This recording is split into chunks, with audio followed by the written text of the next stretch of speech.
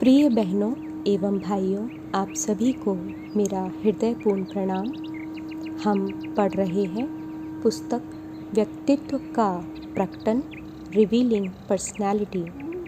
आज हम इसके अध्याय 18 बिना कुछ किए बहुत कुछ करना भाग 4 को पढ़ना प्रारंभ करेंगे। पूज्य श्री चारी जी महाराज ने 11 जुलाई 1993 स्विट्ज़रलैंड में जो वार्ता दी थी, इस अध्याय में उसी का संग्रह है। तो चलिए शुरू करते हैं। बाबूजी महाराज कहा करते थे, ईश्वर के प्रति समर्पण का मतलब होता है संसार की हर वस्तु के प्रति समर्पण करना। मैं समझता हूँ कि जो लोग बहुत ही गंभीरता के साथ किताबों का अध्ययन करते हैं, वे भी इन चीज़ों को ठीक से नहीं समझ पाते। हम हमेशा ईश्वर के प्रति समर्पण की बात करते रहते हैं। एक बार अगर किसी के समक्ष समर्पण कर दिया तो कर दिया, समर्पण दोबारा कैसे किया जा सकता है? फिर हर चीज़ के प्रति समर्पित होने का क्या मतलब है? मैंने महसूस किया है कि जब मालिक के प्रति पूर्ण समर्पण होता है, मेरे विचार से यह लगातार बना रहता है। मैंने यह भी महसूस किया है कि अध्यात्म में हर चीज़ 2 तरीक़ों से काम करती है। लोग आध्यात्मिक प्रगति को ऊपर उठने जैसा समझते हैं। हिंदू परंपरा में यह बात प्रसिद्ध है कि यौगिक सिद्धांत के अनुसार वास्तव में 14 लोक हैं, 7 उच्च लोक और 7 निम्न लोक। हर संसार का अपना शासक है, लेकिन उनमें सर्वोच्च वह है जो समस्त लोकों पर शासन करता है, और असली मालिक वह है जो केवल ऊपर ही नहीं जाता, बल्कि वह निम्न स्तरों पर भी जाने में समर्थ है और सबसे निचले 7वें लोक तक जाकर लोगों को ऊपर तक लाने में समर्थ है। मेरा मतलब है कि लोगों को यहाँ से ऊंचा उठाना कठिन नहीं है, लेकिन मान लीजिए कोई कुएं में गिर जाए तो वहाँ नीचे जाकर उसे ऊपर लाना ज़्यादा कठिन है। अगर खदान में दुर्घटना हो जाए तो उसमें कई हज़ार मीटर पानी, विस्फोटकों और उस जहर के अंदर जाकर लोगों को ऊपर लाना और भी कठिन है। फिर कल्पना कीजिए कि निचले क्षेत्र यानी 7वें लोक में नीचे जाना कितना कठिन होगा। इस अर्थ में समर्पण का मतलब उस मालिक की सेवा करना है जिसके प्रति समर्पण किया गया है, और व्यक्ति को सबसे निचले स्तर पर जाकर प्रेम करने की इच्छा के भाव से समर्पण करना है। हम आज अपने समाजों में देखते हैं कि लोग खुद अपने स्तर के लोगों की सेवा करने के इच्छुक रहते हैं। मैं आलोचना नहीं कर रहा हूँ, लेकिन आपको गोरे समाजों में ऐसे डॉक्टर मिलेंगे जो काले लोगों का इलाज नहीं करते। इसलिए जो डॉक्टर अफ्रीका जा रहा होता है, उसके बारे में बहुत सी बातें कही जाती हैं। उसे महान आदमी कहा जाता है। उसे वापस आने पर नोबेल पुरस्कार मिलता है, क्योंकि उसने काले अफ्रीकियों का इलाज किया जो गोरे डॉक्टर आमतौर पर नहीं करते। यह काला आदमी क्या है? यह गोरा आदमी क्या है? मैंने पश्चिमी समाजों से अलग अक्सर ऐसे तथाकथित पिछड़े लोगों को देखा है जिनकी आंतरिक आध्यात्मिक अवस्था पश्चिम में दिखने वाली किसी भी चीज़ से बहुत ऊंची है। इसलिए जब हम चीज़ों को सतही स्तर पर देखते हैं तो गोरा, काला, भूरा, पीला देखते हैं। हम सुनहरे बाल और नीली आँखें देखते हैं, काले बाल और कालापन देखते हैं। हम और कुछ नहीं देखते। यह एक तरह का पूर्वाग्रह है कि गोरा काले से बेहतर है। इस पूर्वाग्रह को गोरी जातियाँ भुगतती रही हैं। यह पूर्वाग्रह यूरोप के उन मज़दूरों पर निर्भर करता है जिनमें गोरे लोग नहीं हैं। तथाकथित निम्न काम तथाकथित निम्न लोगों को दिया गया। जिस काम को करने के लिए गोरे आदमी को प्रति घंटे 50 स्विस फ्रैंक मिलते हैं, उसे करने के लिए तुर्की, यूगोस्लाविया, अफ्रीका के आदमी को शायद 10 ही मिलें, जबकि मेहनत बराबर हुई। जब हम इन सतही बातों को देखते हैं तो हम जीवन के वास्तविक मूल्यों के प्रति अपने अज्ञान का ही प्रदर्शन करते हैं कि हम वस्तु के हृदय में, व्यक्ति के हृदय में घुसने में असमर्थ हैं। और जब हम ऐसे रंगों से प्रेम करने लगते हैं तो हम प्रेम के अर्थ के बारे में अपने पूर्ण अज्ञान का प्रदर्शन करते हैं। रंगों के पूर्वाग्रह, सतही पहलुओं से निर्धारण करने के पूर्वाग्रह हमें परेशानियों, निराशा, कड़वेपन, शर्म, असभ्यता और अलगाव में डाल देते हैं। मैं इस विश्वास के साथ शुरू कर रहा हूँ कि 7 उच्चतर और 7 निम्नतर लोक वास्तव में मनुष्य की अवस्था को प्रकट करते हैं। आपको पता है कि हमारे पास हृदय से शुरू होने वाले उच्चतर बिंदु हैं, लेकिन रीढ़ में बिंदु बताने वाली योग पद्धति हृदय से नीचे के बिंदुओं की शुरुआत मूलाधार से बताती है। बाबूजी महाराज या डॉक्टर वरदाचारी में से किसी ने एक भाषण में कहा था, जब हम हृदय पर ध्यान शुरू करते हैं तो मालिक की शक्ति नीचे की ओर जाती है, ऊपर की ओर नहीं।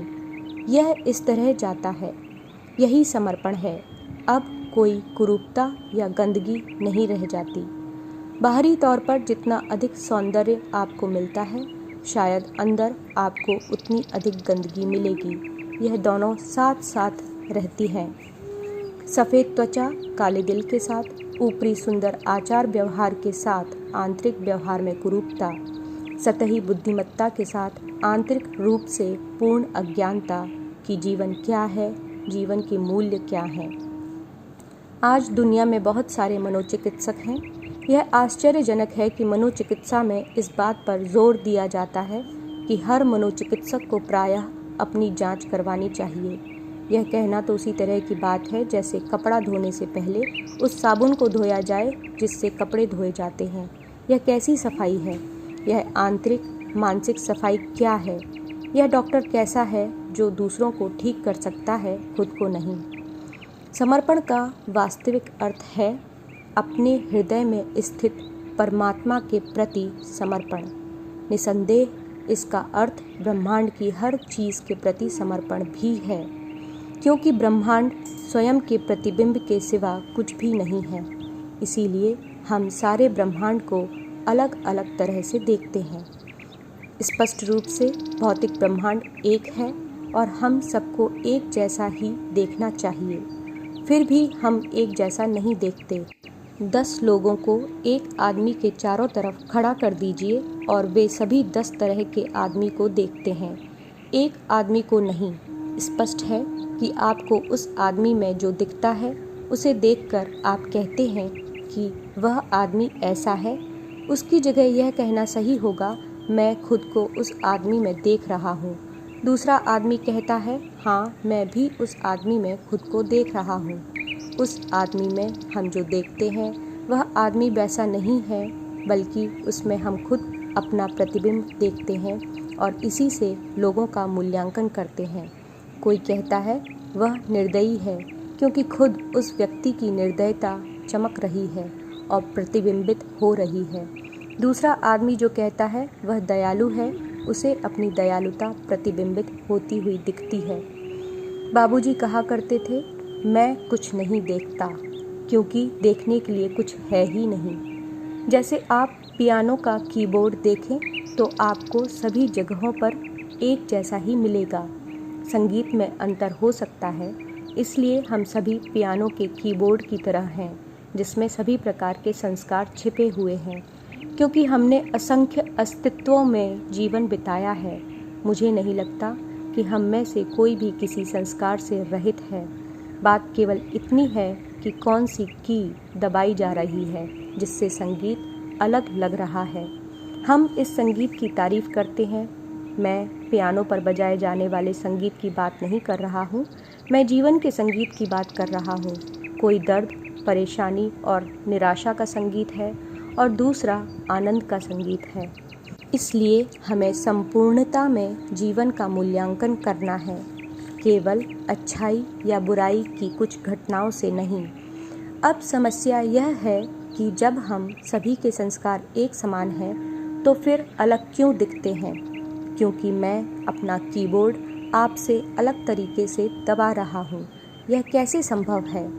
दुनिया की वे बाहरी चीज़ें जो अंदर के संस्कारों को आकर्षित करती हैं, उन्हें दबाती हैं और संगीत पैदा करती हैं। इसी को बाबूजी संस्कारों का खिलना कहा करते थे।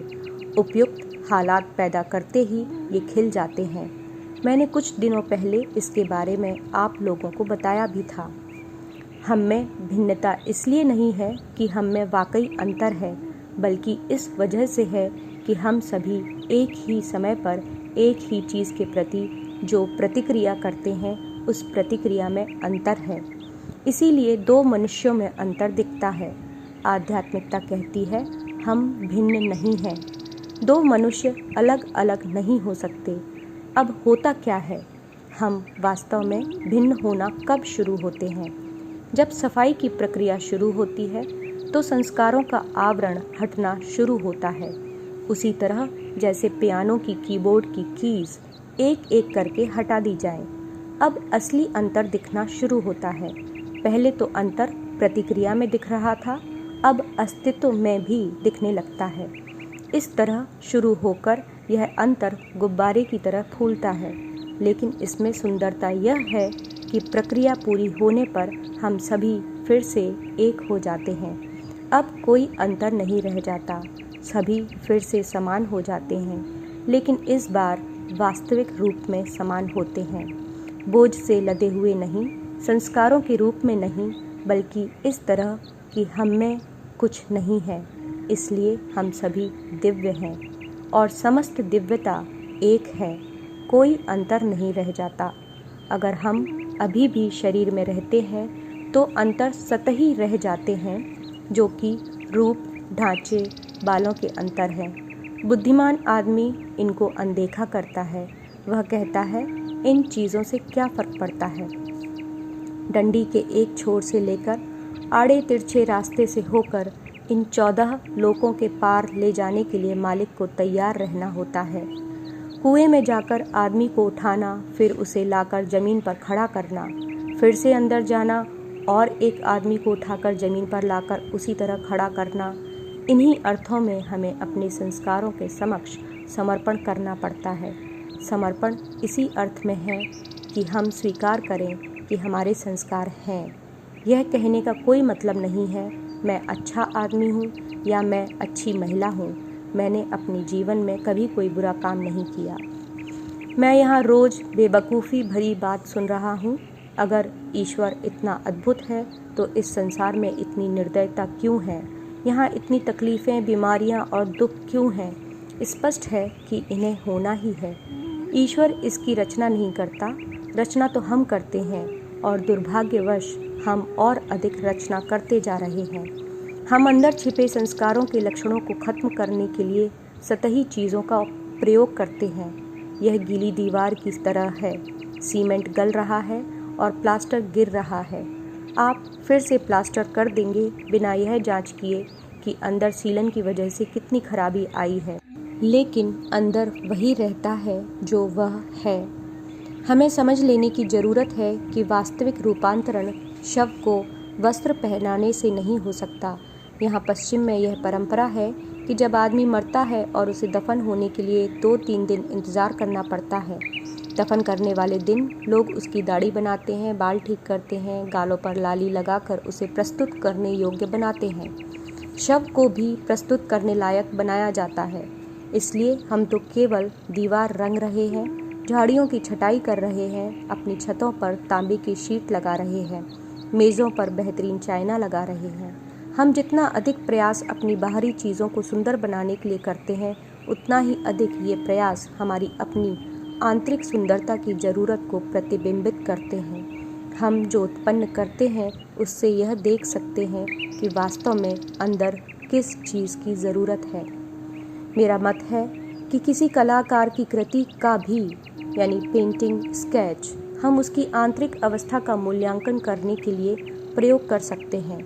जब हमें कोई टूटी फूटी आकृति मिलती है जिसे हम आधुनिक कला यानी मॉडर्न आर्ट कहते हैं, जिसमें एक आँख यहाँ, एक पैर वहाँ, होंठ यहाँ, बीच में मछली, कुछ क्यूब में, कुछ वृत्तों में, कुछ त्रिभुजों में, तो यह बीमार मन ही है। माफ़ कीजिए, पश्चिमी कला के बारे में पूरब का व्यक्ति बोल रहा है। आप में से कई मेरे द्वारा की गई कला की इस सीधी आलोचना से हो सकता है काफ़ी बुरा महसूस करें, लेकिन यह चीर फाड़ है, कला नहीं। कागज़ पर कुछ भी बना देने से कला नहीं बन जाती। कैनवास पर तेलीय रंग यानी ऑयल कलर्स लगा देने से महान कला नहीं बन जाती। यह विकृत मन खुद प्रदर्शित करता है और कुछ लोग ऐसे हैं जो इसे 200,000 स्विस फ्रैंक में खरीद लेते हैं। एक बीमार मन दूसरे बीमार मन की रचना को खरीदता है क्योंकि यह उसमें खुद को प्रतिबिंबित देखता है, वह इसे पसंद करता है। बुरा मत मानिए क्योंकि वास्तव में ऐसा ही होता है। यह क्या है जो मैं देख रहा हूँ? फिर मैं कला को समझने की ज़रूरत के बारे में ऐसे समालोचकों को बहुत ज्ञानपूर्वक बोलते हुए सुनता हूँ जिन्होंने मानव हृदय को कभी नहीं समझा, जो फ्रांसीसी व्यक्ति की तरह कला को समझने पर जोर देते हैं और रचनाकार को छोड़ देते हैं। यह कला की कैसी समझ है? मैं इस बात को समझता हूँ कि हमें कला की प्रशंसा करने की ज़रूरत है, लेकिन जब इसकी प्रशंसा करना ही संभव ना हो, कुछ बेसुरी तान संगीत बन जाती है। फिर वही विकृत मन, जलते हुए शरीर, जलती हुई आत्माएं और आप ग्रैमी पुरस्कार, आप जो भी कहते हो, प्रदान कर देते हैं। दर्दनाक है। अगर मैं इसे रात में देखूं तो मैं उसके बाद 3 हफ्तों तक सो नहीं पाऊंगा। यह समाज आज क्या पैदा कर रहा है? भय, परेशानी, दमन, खतरा। यह सब इस समाज के मानवीय मन की उपज है। इसे कैसे ठीक किया जा सकता है? मन को बदलने से। कैसे? राजयोग से, आंतरिक सफाई से। हम आज आधुनिकता की बात करने लगे हैं, लेकिन हमें इसके बारे में पता ही क्या है? क्या यह हमारे बाहरी जीवन में दिखती है? अगर ना दिखे तो बहुत अच्छा, अन्यथा इसकी सफाई की ज़रूरत है। यह सब करने के लिए हमें अपने जीवन में आध्यात्मिक अभ्यास की भूमिका, अपने जीवन में आध्यात्मिक मूल्यों की रचना की ज़रूरत को समझना होगा और इसके लिए प्रयास करना होगा। यह बिना समर्पण के संभव नहीं है। जब मैं कहता हूँ कि इसके लिए प्रयास करो तो फिर से सिटिंग का प्रश्न, रूपांतरण को स्वीकार करने का प्रश्न सामने आ जाता है, जिसमें हमें हस्तक्षेप नहीं करना है। इसलिए हमें ऐसे समर्थ मालिक की प्राप्ति अवश्य ही करनी चाहिए जो न केवल ईश्वर तक उठ सकता हो, बल्कि नीचे शैतान तक जाकर उसे उसकी सींगों से पकड़कर इतना झकझोरे कि वह चीख कर भाग जाए। स्वस्थ शरीर में ही स्वस्थ मन का निवास होता है। इसके अलावा और कोई रास्ता नहीं है। आज हमारे स्वस्थ शरीरों में बीमार मन निवास कर रहा है। यह समय विशिष्ट राजयोग का है, हठ योग का नहीं, न ही ऊर्जा क्षेत्रों का, न ही ताई ची का, क्योंकि ऐसी चीज़ें तो हमारे दुख को और गहरा करेंगी। तो यह मन है जिसका नियमन किया जाना है। इसे नष्ट नहीं करना है, इसका नियमन करना है। जिस तरह केवल घड़ी ठीक करने वाला ही घड़ी की मरम्मत कर सकता है, उसी तरह मन की मरम्मत, उसका नियमन और उसे ठीक तरह से काम करने पर लगाने का काम वही कर सकता है जो मन का मालिक हो गया हो। मुझे सदैव अचंभा होता है कि हमारे औज़रों आश्रम में लोग आधी रात में जंगल क्यों चले जाते हैं। आप कहाँ जा रहे हैं? मैं टहलने जा रहा हूँ। भला आधी रात को क्यों? अकेलेपन की यह चाहत क्यों? जंगल की खोज क्यों? क्योंकि आपकी आत्मा आश्रम की तुलना में जंगल के वातावरण से अधिक सामंजस्य महसूस करती है। आपके जीवन में यह प्रतिबिंबित हो रहा है। यह पशु प्रवृत्ति है। आप जंगल में जाकर 4 पैरों पर चलना चाहते हैं, जब तक कि आप इसे झटक कर फेंक नहीं पाते। यह हम में छिपा हुआ है। इसलिए रात में ये लोग जंगलों में चले जाते हैं अकेले। हमें उन लोगों पर हमेशा संदेह करना चाहिए जो अकेले होना चाहते हैं। मुझे उन लोगों पर बहुत संदेह होता है जो इस तरह एकांत में चले जाते हैं और कहते हैं, मैं भीड़ में नहीं रह सकता। 5 से ज़्यादा लोगों के बीच मुझे घबराहट होती है। क्यों?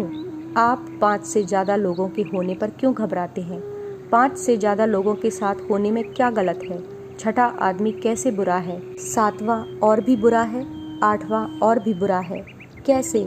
मेरा मत है कि जब आपके सामने बहुत सारे शीशे होते हैं और आप चेहरे को कई दिशाओं में देखते हैं, तो आप खुद से ही डर जाते हैं।